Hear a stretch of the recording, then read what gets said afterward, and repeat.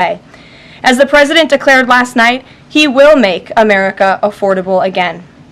Last night, you also saw who motivates the president to work so hard.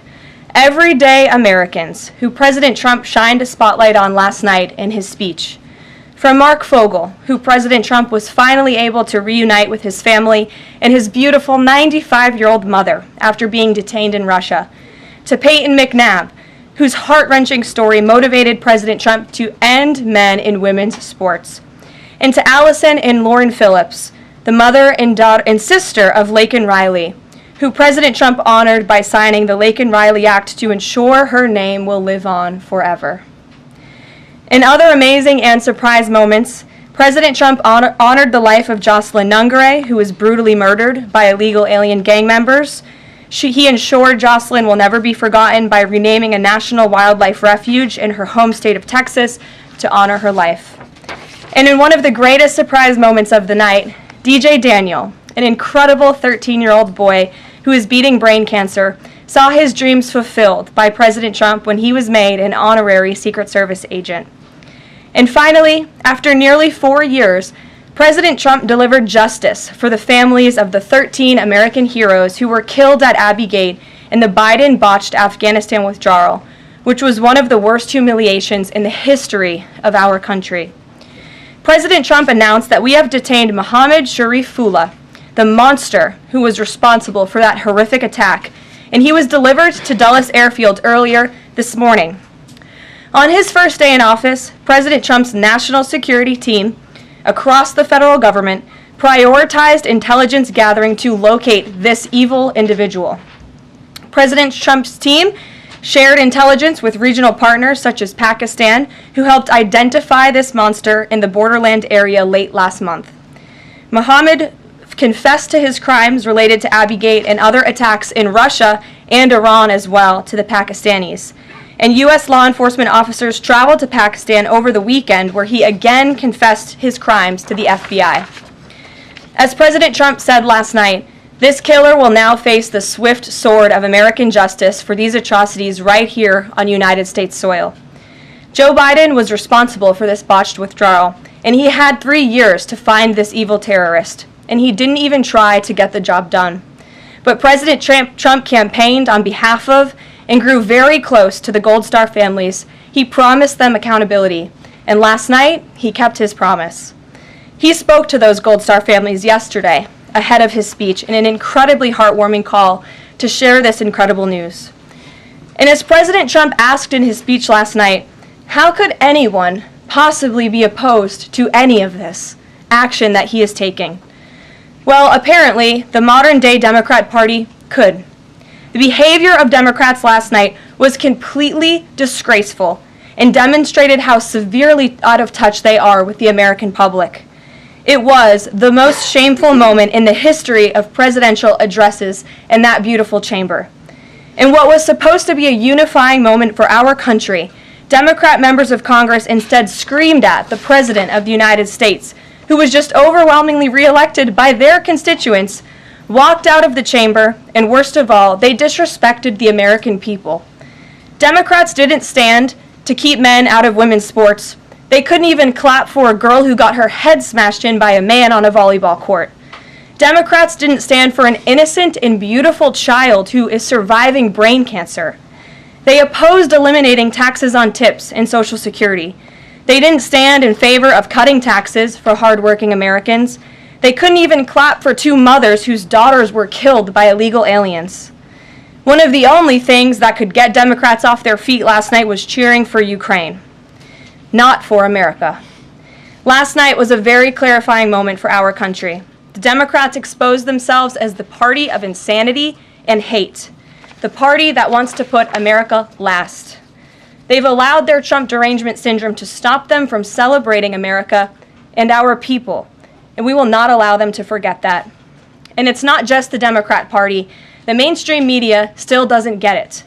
Last night, MSNBC's Nicole Wallace disgustingly looped in a 13-year-old boy with brain cancer into an attack on the president over January 6th.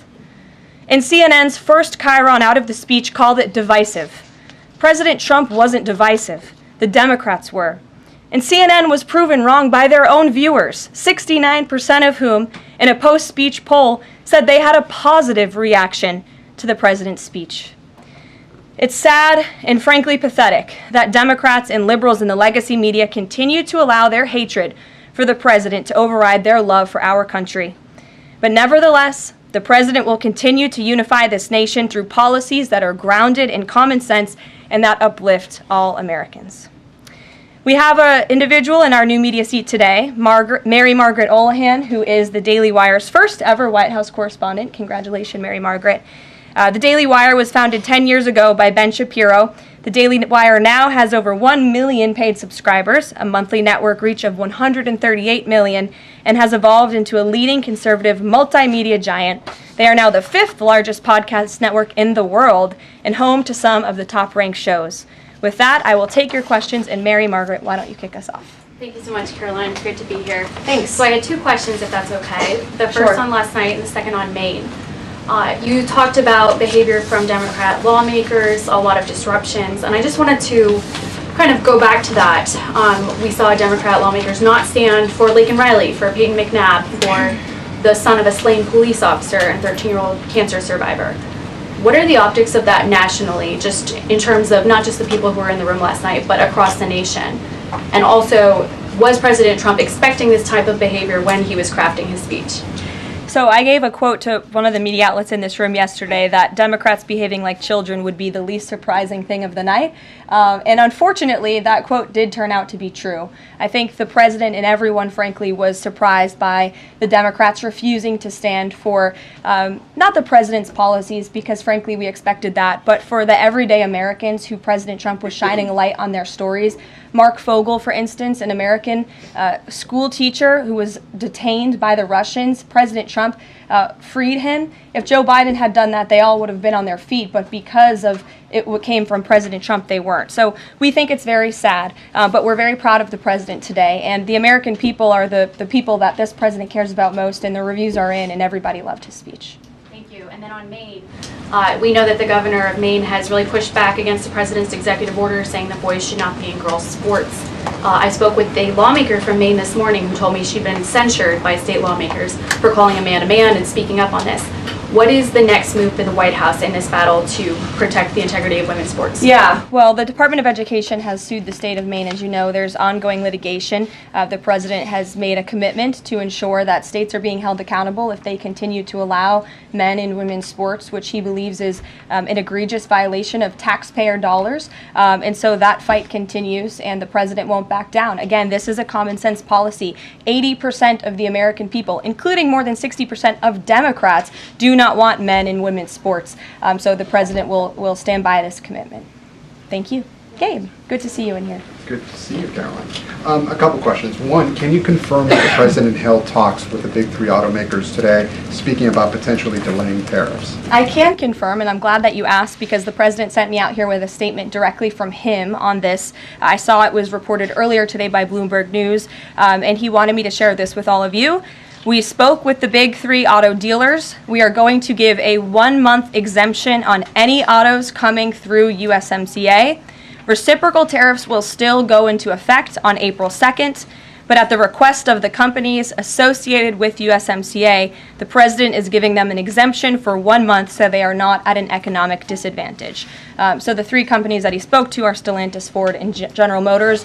They requested the call, they made the ask, and the president is happy to do it. It's a 1-month exemption. And the president just posted on social media that he had spoken with Prime Minister Trudeau. He says he's not satisfied with what the Prime Minister has said when it comes to fentanyl, but less than 1%, as you know, less than 1% of the fentanyl seized last year was in the northern border. What else does Canada need to do?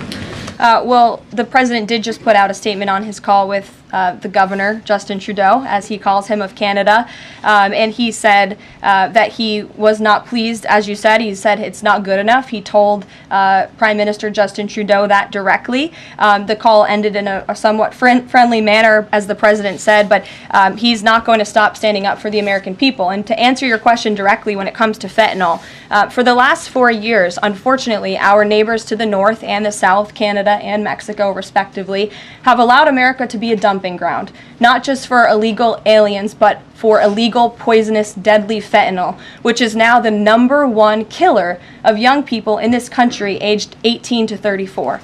Through the northern border in Canada, in last fiscal year alone, there was enough fentanyl seized to kill 4.8 billion people. And that number is up 2,050% from 2023, the year before. So there's been more than a 2,000% increase in illegal fentanyl seizure at the northern border. Why? Because Canada is allowing that fentanyl to come to the United States. The president sees these numbers, he thinks about the lives that are lost, and everybody in this room, I'm sure, everybody watching at home, everybody across the country knows someone in our lives who has been killed at the hands of this deadly poison. There needs to be repercussions for that. The president feels very strongly about it. Caroline, respectfully, it's just 43 pounds that were found last year. That's less than a carry-on suitcase. Is that a lot of fentanyl compared to, say, Mexico, where the vast majority of the fentanyl is brought in through Mexico, not Canada? So what else does Canada need to do? Well, I just told you, last year alone, there was a 2,000% increase in illegal fentanyl. But it's only 43 pounds, Caroline. You're asking me for what the president's justification is for these tariffs. It's not up to you. You're not the president, Gabe. And frankly, I think it's a little bit disrespectful to the families in this country who have lost loved ones at the hands of this deadly poison. If you talk to them, and this president has, they are grateful that they finally have a president who is standing up to both Canada and Mexico, and most importantly, to China as well. The president added an additional 10% tariff on China because this deadly poison is being produced in that country. It's being distributed through our neighbors, and there needs to be consequences for that, period. Peter. Thank you, Caroline. If the U.S. has a longstanding policy that we do not negotiate with terrorists, then why is the U.S. now negotiating directly and for the first time ever with Hamas? Well, when it comes to the negotiations that you're referring to, first of all, the special envoy who's engaged in those negotiations does have the authority to talk to anyone. Israel was consulted on this matter. And look, dialogue and talking to people around the world to do what's in the best interest of the American people is something that the president has proven is what he believes is good faith effort to do what's right for the American people. Is it just about the hostages, or are they also talking about the president's plan to take over Gaza? These are ongoing talks and discussions. I am not going to detail them here. There are American lives at stake. I would defer you to the Department of State for further details, but I'm not going to get into those talks here at this podium. We know that some officials here were miffed that Zelensky showed up last week without a suit for his meeting in the Oval Office, but Elon Musk never wears a suit in He there. did last night. So what is the dress code? Well, Elon Musk wore a suit last night. I'm sure you saw it. Was he spooked by the Zelensky getting kicked out? No, I don't think so. I'm just pointing out that he did wear a suit last night, and I think the president liked that very much, and he looked great. Speaking of the president, he just passed me a note while I'm standing here. He wanted me to hold this up. This is the poll that I cited, the CBS YouGov poll that shows that 76% of those who watched the president's speech last night approved of his speech. And so it goes to my earlier point that I made in my monologue about how incredibly sad it is that we have a modern-day Democrat Party who is so severely out of touch with the American public. This is a great poll. The ultimate poll, though, came on November 5th when the president won by an overwhelming margin that he spoke about last night. Democrats weren't happy to hear that either. Ouija. Thank you, Caroline. Back on tariffs, last night President Trump said there will be a little disturbance, but we're okay with that. Can you put a dollar figure amount on how much the average American family should expect to pay as this disturbance? And why should Americans be okay with that when so many are already struggling to pay the bills? Well, first of all, last night, the president told the truth. And he was realistic, and he level set with the American people. And I think, frankly, it's very refreshing, and everybody in this room should be very grateful that we have a president who tells the truth about the reality of the economic situation that we are in, unlike the previous president who lied to everybody's faces, saying inflation was transitory, saying it was under control, saying that the border was secure, when none of that was true. So the president is being frank and honest, and the American people elected this president to have monumental reform in change, including rebuilding our manufacturing base in this country, standing up to foreign nations who have been ripping off our country for decades, and that requires a little bit of disruption. That requires a lot of effort and work that this president is focused on doing. With that said, as the president said last night, his administration is wholeheartedly committed, of course, to ending the inflation nightmare caused by the Biden administration. Look at the deregulation efforts.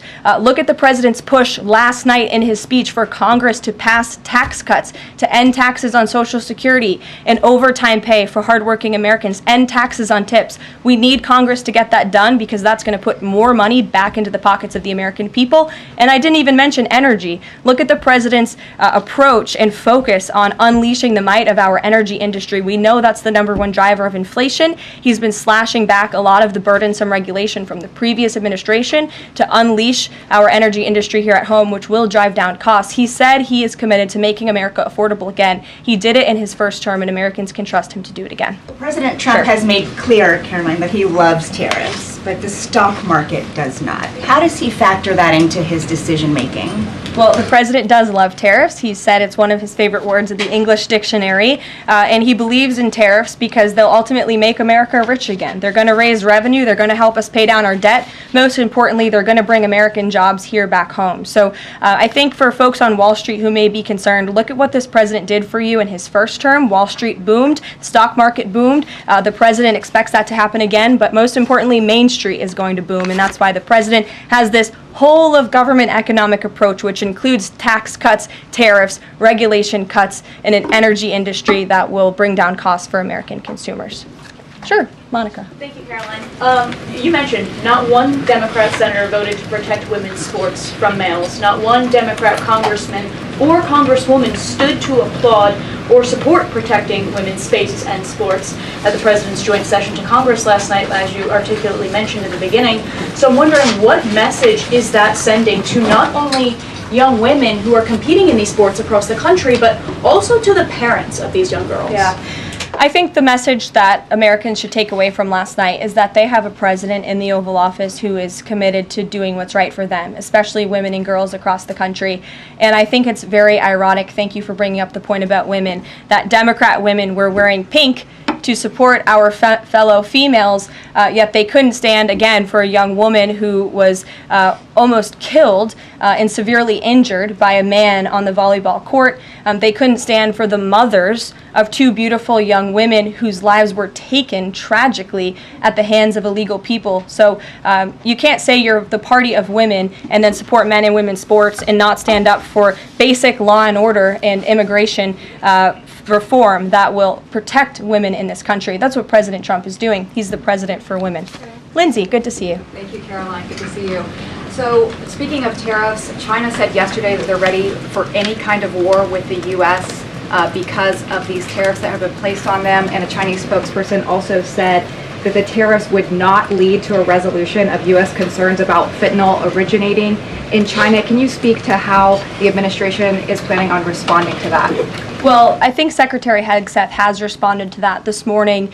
He said that America will always be prepared to defend itself, especially under the leadership of this president in the Oval Office, and that certainly remains true. Again, when it comes to tariffs, the president has been very tough on China, not just now with 20% and more with the reciprocal tariffs that will hit on April 2nd, but look at what he did in his first term. There were billions of dollars worth of tariffs that he implemented on China, and it's quite telling that the previous administration did not rescind those tariffs because they realized the value that they had in not only deterring China, but also raising revenue here in the United States. Rachel. Thanks, Caroline. Just a quick follow-up, two quick follow-ups on tariffs. The president mentioned a little disturbance during his remarks yesterday. The CEO of Target says that consumers will likely see prices go up on everything from strawberries to bananas to avocados. How long should Americans expect to pay higher prices? Are we talking a week, a couple of days, a few months? Again, I don't have a crystal ball, but what I can assure the American people is that this president and this administration is doing everything they can. And I would remind you and everybody else in this room that it's because of the previous administration's economic policies that Americans were left with record high inflation. Inflation throughout Joe Biden's entire 48 months in office was at or above 3%. It hit record highs, as you know. And there's a whole list of what the Biden economic disaster this president was left to clean up. It's been a month, but he's working hard every single day to do just One that. quick follow-up on the carve-out. Sorry to cut you off there. The U.S. imported $43 million worth of eggs from Canada. I know you mentioned some of the exemptions when it comes to automakers. Will there be any other carve-outs, including for eggs? We know prices are soaring for Americans. The president is open to hearing about additional exemptions.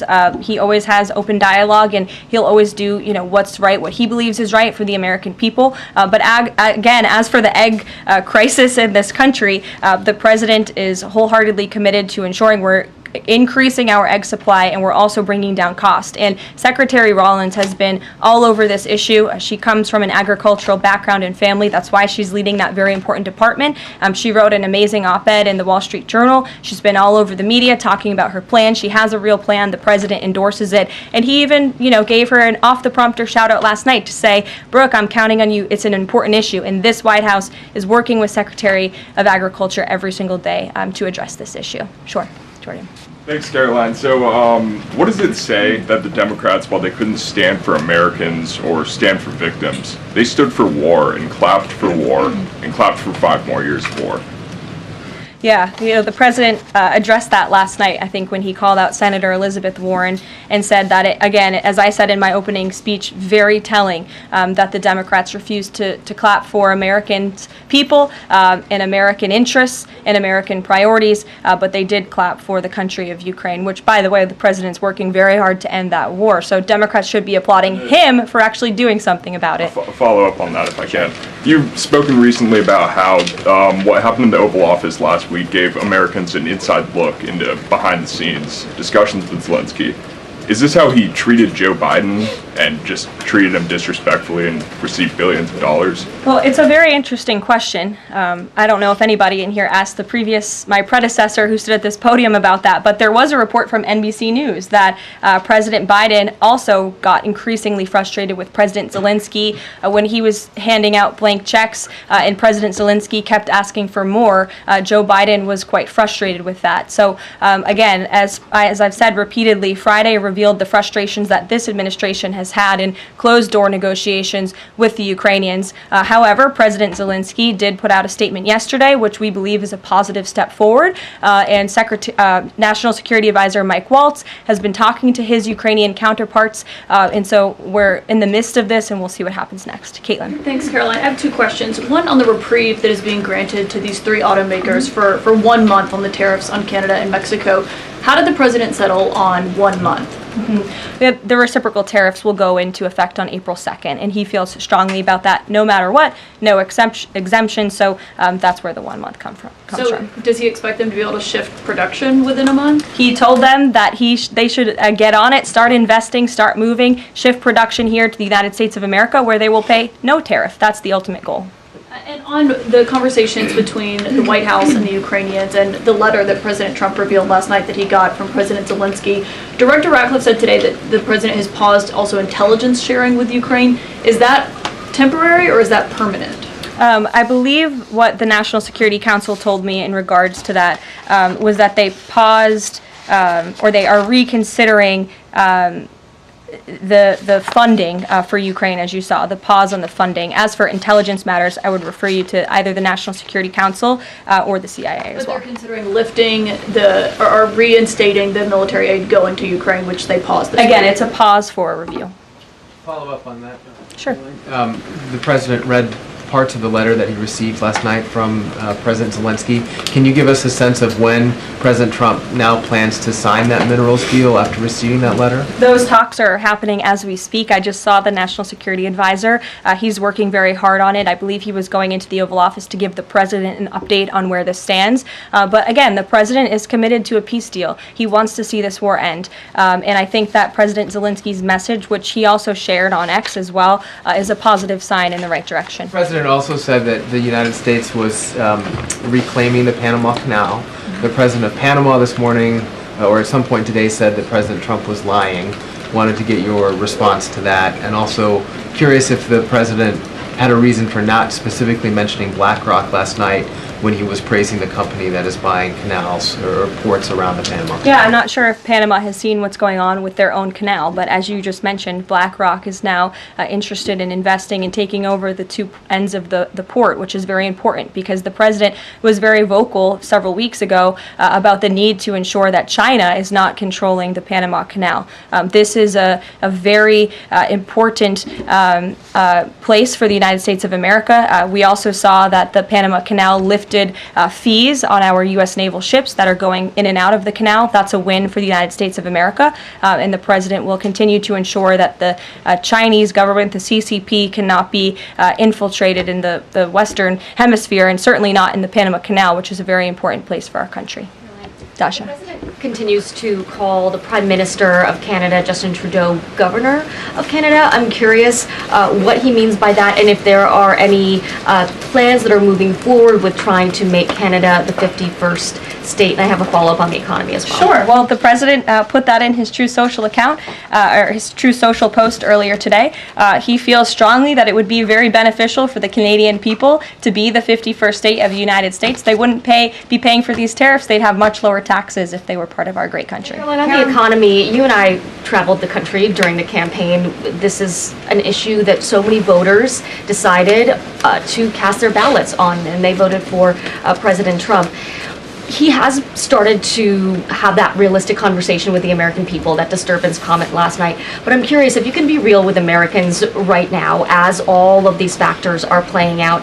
Are things potentially going to get worse before they get better? Look, I've now been asked and answered this same question, just given to me in different verbiage, of 3 different times, and I will answer it again in an effort of transparency to the American people, because this is an important issue, and the American people, this president understands that it is. And again, that's why in his joint address to Congress last night, he addressed this issue with a realistic and honest approach. He talked about what this administration is doing to unleash American energy and to make America affordable again, and this administration is wholeheartedly committed to doing it. And I would remind the American public that the first-term record of this president speaks volumes. That's why they reelected him, because they know that he can fix our broken economy, and it's very, very broken from the previous administration. Stephen. Thank you, Caroline. I've got 2 questions, one on press access and the other on fentanyl and tariffs. Sure. On press access, your predecessor, Karine Jean-Pierre, who presided over many novel press access restrictions, criticized the recent changes to the press pool made by your office.